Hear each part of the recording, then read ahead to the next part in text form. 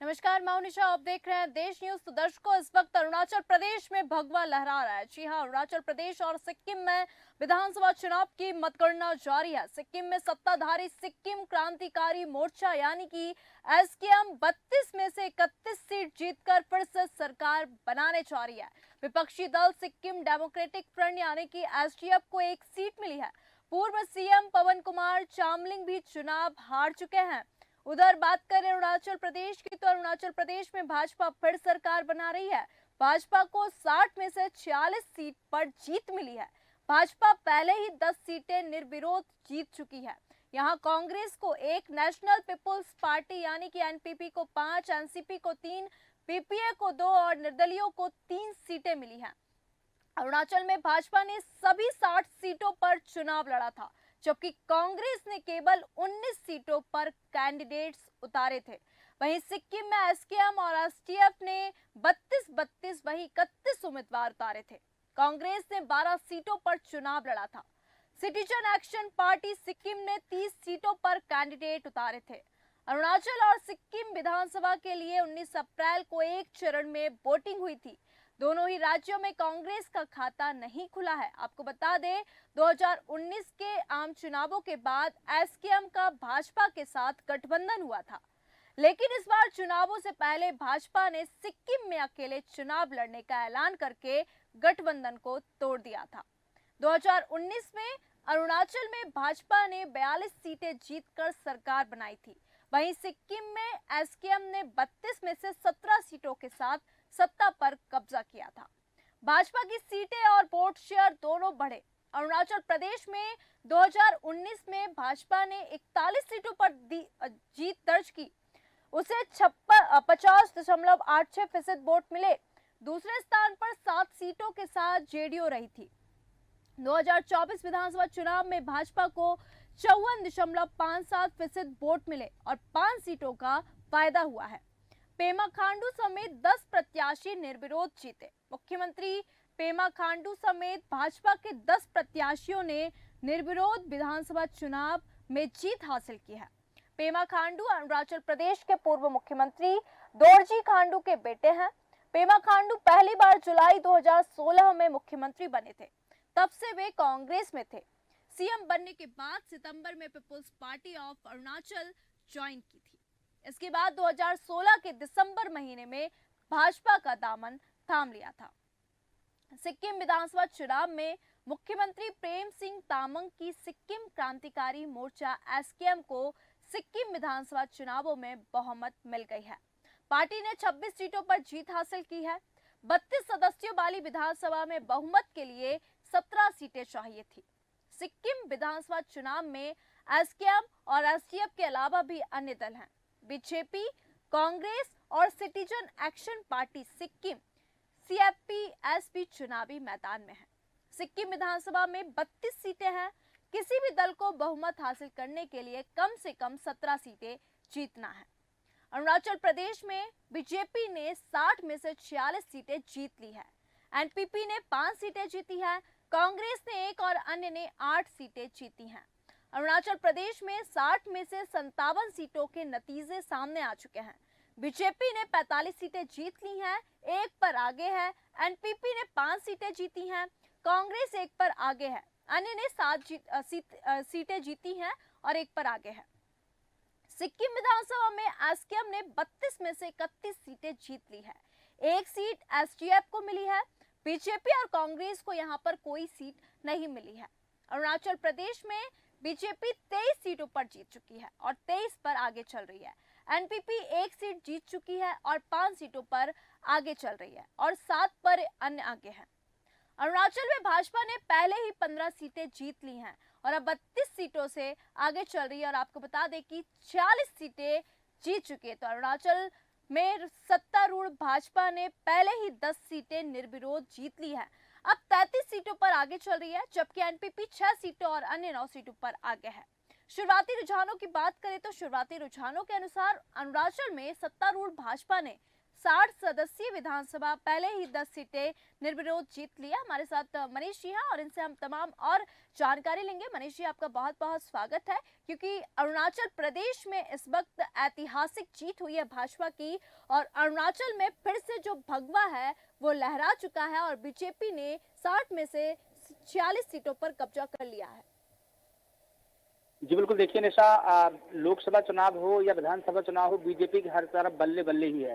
अभी जैसा कि हम अरुणाचल प्रदेश और सिक्किम विधानसभा के जो परिणाम देख पा रहे हैं, सिक्किम में सत्ताधारी दल सिक्किम क्रांति मोर्चा यानी कि जो एसकेएम है, वो 32 सीटों में से 21 सीटों पर फिर से सरकार बनाने जा रहा है। वहीं विपक्षी दल सिक्किम डेमोक्रेटिक फ्रंट, जिसे हम एसडीएफ कहते हैं, उसको 1 सीट मिली है।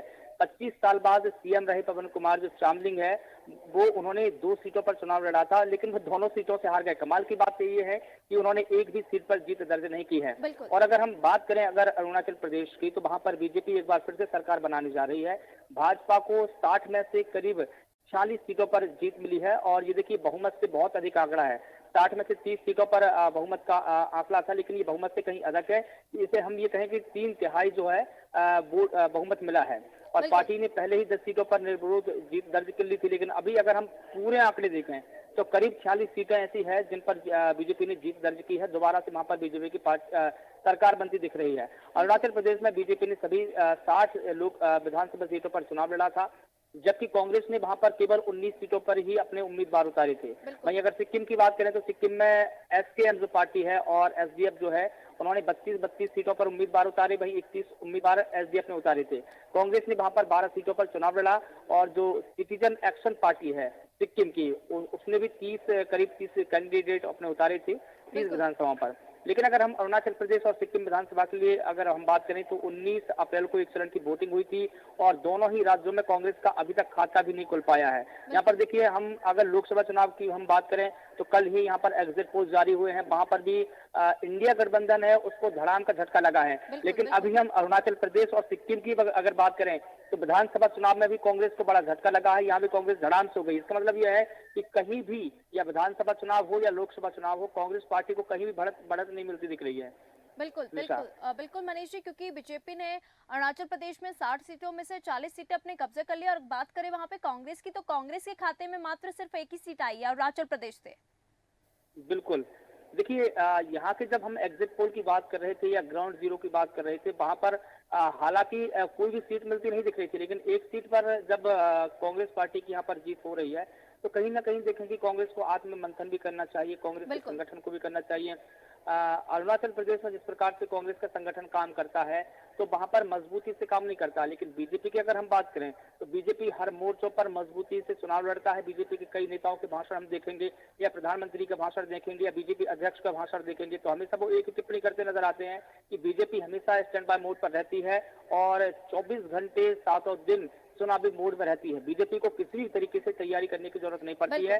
लेकिन हम कांग्रेस की अगर तैयारियों की बात करें तो कांग्रेस का जो संगठन है कहीं ना कहीं अब मजबूत नहीं है, और नेतृत्व की अगर हम बात करें तो कांग्रेस का जो नेतृत्व है कमजोर है, उसका भी एक चुनाव पर असर पड़ता है। बिल्कुल बिल्कुल मनीष जी, अगर हम बात करें सिक्किम की, तो सिक्किम में सत्ताधारी सिक्किम क्रांतिकारी मोर्चा एसकेएम ने, आपको बता दें, 32 में से 31 सीटें जीत ली हैं और फिर से वहां पे उन्होंने अपनी सरकार बना लिया। बिल्कुल ठीक है। देखिए, सिक्किम की अगर हम बात करें 2019 के अगर हम आंकड़े निकालते हैं वहां पर, तो एसकेएम जो पार्टी है वो 17 सीटों पर जीत दर्ज की थी उन्होंने, और 15 सीटें आई थी एसडीएफ के खाते में। लेकिन यहाँ पर देखिए 2024 के चुनाव में एसकेएम ने बड़ा कमाल कर दिया है, 31 सीटों पर ऐतिहासिक जीत दर्ज की है, और एसडीएफ के खाते में सिर्फ एक ही सीट जाती दिखाई दे रही है, यानी कि 15 सीटों को नुकसान है। 2019 और 24 के हम आंकड़े देखें, इस प्रकार से देखिए अरुणाचल प्रदेश के जो बीजेपी नेता है पेमा खांडू, मौजूदा सीएम है, उनके पिता भी सीएम रहे हैं, इसलिए ये उनका भी खास असर दिखता है। मौजूदा सीएम पेमा खांडू अरुणाचल प्रदेश के पूर्व मुख्यमंत्री दोरजी खांडू के बेटे हैं। पेमा पहली बार जुलाई 2016 में सीएम बने थे, तब से वो लगातार कांग्रेस में थे। सीएम बनने के बाद सितंबर में People's Party of Arunachal Pradesh में वो शामिल हुए। इसके बाद में दिसंबर 2016 में बीजेपी में शामिल हो गए, और इससे पहले वे नवाब तुकी की सरकार में पर्यटन मंत्री रह चुके हैं। शहरी विकास और जल संसाधन तमाम प्रकार के जो मंत्रालय हैं इनके वो नेतृत्व कर चुके हैं, मंत्री रह चुके हैं। तो इस बिल्कुल। प्रकार से हम देखें कि जो पेमा खांडू के पिता है तब से ही लगातार उनका दबदबा रहा है। हालांकि पार्टी उन्होंने बदली लेकिन जनाधार उनका जो था लगातार बरकरार रहा बिल्कुल। और उसका अभी हम परिणाम देखते हैं कि अभी 21 सीटों पर वो काबिज है। बिल्कुल। तो मनीष जी, यहाँ पे देखा जाए तो अरुणाचल और जो सिक्किम की मतगणना के जो नतीजे सामने आए हैं, क्योंकि 19 अप्रैल को यहाँ पे एक ही चरण में वोटिंग हुई थी, दोनों ही राज्यों में अगर देखा जाए तो कांग्रेस का खाता कहीं से कहीं तक नहीं खुलता दिखाई दिया। बिल्कुल ठीक है। देखिए, मैंने पहले भी जैसा यही कहा कि जो नेतृत्व है ना, अगर वो कमज़ोर हो जाए, तो इसका असर ना सिर्फ़ चुनावों पर पड़ता है, बल्कि कार्यकर्ताओं पर भी पड़ता है। कांग्रेस का जो संगठन है, कहीं न कहीं कमज़ोर हाथों में तो है ही, तो बिल्कुल। इसका असर उसके चुनावी अभियान और उसके कार्यकर्ताओं के मनोबल पर पड़ा। और बीजेपी का जो संगठन अगर हम देखिए तुलनात्मक रूप से दोनों संगठनों को देखें, तो बीजेपी एक हाई जोश पार्टी है, वो हमेशा ही स्टैंड बाय मोड पर रहती है। और उन्होंने चुनाव में जो प्रबंधन किया, जो इलेक्शन मैनेजमेंट किया, उसका असर हम जमीन पर देख पा रहे हैं। और देखिए, सिक्किम की अगर मैं बात करूं, सिक्किम में भी देखिए कहीं ना कहीं इलेक्शन मैनेजमेंट भी काम करता है। कांग्रेस बिल्कुल। पार्टी का जो इलेक्शन मैनेजमेंट है वो काम नहीं करता है। जैसे कि संगठन में जब नेताओं का जो मनमुटाव होता है, उसको दूर करने की कोशिश नहीं की जाती, बल्कि उसको और बढ़ावा दिया जाता है। तो बिल्कुल। उसका असर कार्यकर्ताओं पर पड़ता है और जो कहीं ना कहीं वोटर है उस पर भी सीधा असर पड़ता है इसका। निशा। जी बिल्कुल मनीष जी, क्योंकि अरुणाचल प्रदेश में इस वक्त ऐतिहासिक जीत हुई है। हमारे साथ जुड़ने के लिए बहुत बहुत धन्यवाद। तो आप देख सकते हैं कि अरुणाचल प्रदेश में ऐतिहासिक जीत हुई है और अरुणाचल में फिर से जो भगवा है वो लहरा चुका है। बीजेपी ने 60 में से 46 सीटों पर कब्जा किया है। अरुणाचल में कांग्रेस को एक सीट मिली है, मात्र एक सीट, और सिक्किम में एसकेएम और अरुणाचल में बीजेपी भाजपा के 10 विधायक निर्विरोध जीते। तो आप यहाँ पे देख सकते हैं कि जो नतीजे सामने आए हैं, जिसमें अरुणाचल प्रदेश और सिक्किम में विधानसभा चुनाव की जब मतगणना अभी और जो नतीजे आए उसमें देखा गया कि सिक्किम में सत्ताधारी सिक्किम क्रांतिकारी मोर्चा यानी कि एसकेएम ने 32 में से पूरी 31 सीटें जीत ली है और फिर से सरकार बना दी है। और वहीं अगर हम बात करें विपक्ष दल की, तो सिक्किम डेमोक्रेटिक फ्रंट उसके विपक्ष में खड़ा हुआ था। एसडीएफ को मात्र सिर्फ एक सीट मिली है, मतलब कि जो 32 सीटें थी उसमें से मात्र एक सीट जो है वो उसके विपक्ष पार्टी यानी कि सिक्किम डेमोक्रेटिक फ्रंट को मिली है। और आपको बता दें कि पूर्व सीएम पवन कुमार चामलिंग भी यहां से चुनाव हार चुके। तो हम देख सकते हैं कि कांग्रेस का खाता इस वक्त दोनों ही राज्यों में नहीं खुलता दिया। तो इस वक्त चुनाव परिणाम जो है सिक्किम और अरुणाचल प्रदेश के आ चुके हैं। सिक्किम में फिर से भगवा लहरा चुका है। तो आज के खास कार्यक्रम में फिलहाल इतना ही। मुझे दीजिए इजाजत। नमस्कार।